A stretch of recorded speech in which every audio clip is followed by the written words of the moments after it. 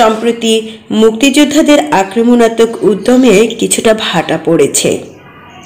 25শে মার্চের পর যে স্বতঃস্ফূর্ত প্রতিরোধ সংগ্রাম শুরু হয়েছিল তাতে অনেক জায়গায় পাকিস্তানি বাহিনী আকস্মিক আঘাতে বেশ কিছুটা পিছিয়ে পড়েছিল।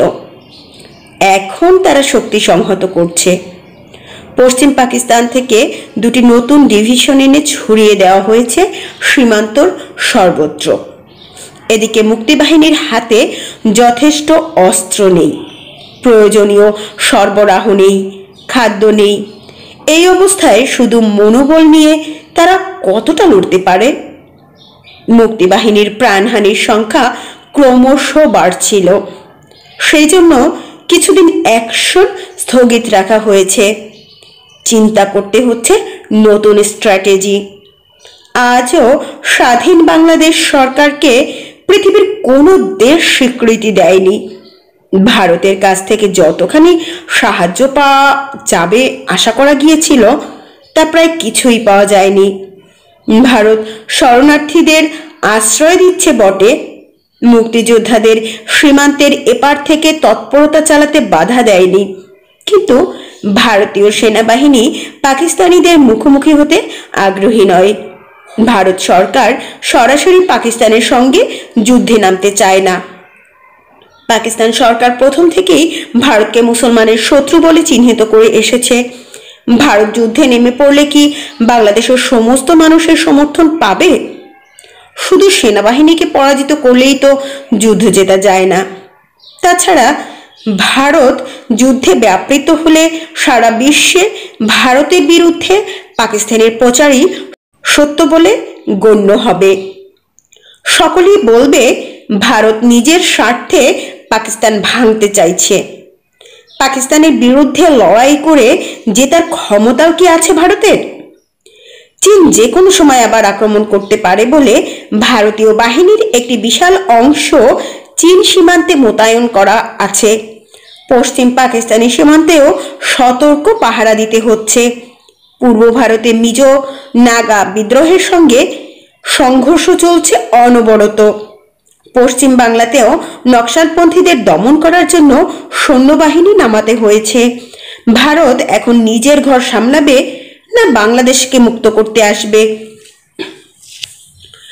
কয়েকদিন আগে মুক্তিযোদ্ধাদের উচ্চ পর্যায়ের সেনানীদের একটা গোপন কনফারেন্স হয়ে গেছে কলকাতার থিয়েটার রোডে।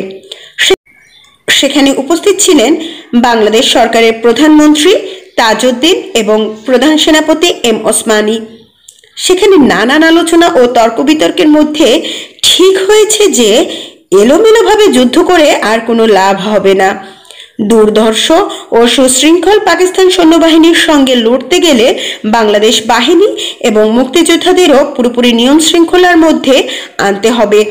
সম্মুখ সমর এড়িয়ে জোর দিতে হবে গেরিলা যুদ্ধে।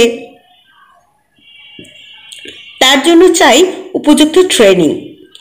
সমগ্র বাংলাদেশকে ভাগ করা হলো 11টি সেক্টরে। সেই সব সেক্টর কমান্ডারের অধীনে কতগুলো সাব সেক্টর ও ট্রুপস থাকবে তাও নির্ধারিত হলো। এই সব সত্ত্বেও অনেকেই হতাশার মনোভাব চাপা দিতে পারেননি। বাংলাদেশ কি তাহলে আরেকটি ভিয়েতনাম হতে যাচ্ছে? কতদিন চলবে এই গেরিলা যুদ্ধ? 15 বছর? 20 বছর? সাধারণ মানুষের মনোবল কতদিন অটুট থাকবে? শুধু হতাশা নয়, তার থেকে বেরিয়ে আসে তিক্ততা। কেউ কেউ আড়ালে প্রশ্ন তুলল, শেখ মুজিব 7 মার্চের মিটিংয়ে স্বাধীনতা সংগ্রামের ডাক দিয়ে বসলেন, কিন্তু সশস্ত্র সংগ্রামের যে দীর্ঘ প্রস্তুতি লাগে তা তিনি জানতেন না। যুব সমাজের মধ্যে সামরিক ট্রেনিং এবং অস্ত্রশস্ত্র সংগ্রহের ব্যবস্থা করেননি কেন? একবার তিনি বলে ফেললেন এবারের সংগ্রাম স্বাধীনতার সংগ্রাম। তবে তিনি সংগ্রামের বদলে আলাপ আলোচনার মাধ্যমে ক্ষমতা পাওয়ার আশায় 25শে মার্চ পর্যন্ত নিষ্ক্রিয় অবস্থায় কাটালেন। সেই সুযোগে ইয়াহিয়া খান পশ্চিম পাকিস্তান থেকে ব্যাটালিয়নের পর ব্যাটালিয়ন সৈন্য আনিয়ে নিলেন এদিকে। সংগ্রাম পরিচালনার জন্য শেখ মুজিবের কি আন্ডারগ্রাউন্ডে যাওয়া উচিত ছিল না আগেই? তিনি প্রথমেই ধরা দিয়ে বসলেন। আওয়ামী লীগের নেতারাও সকলেই চলে গেলেন কলকাতার নিরাপদ আশ্রয়ে।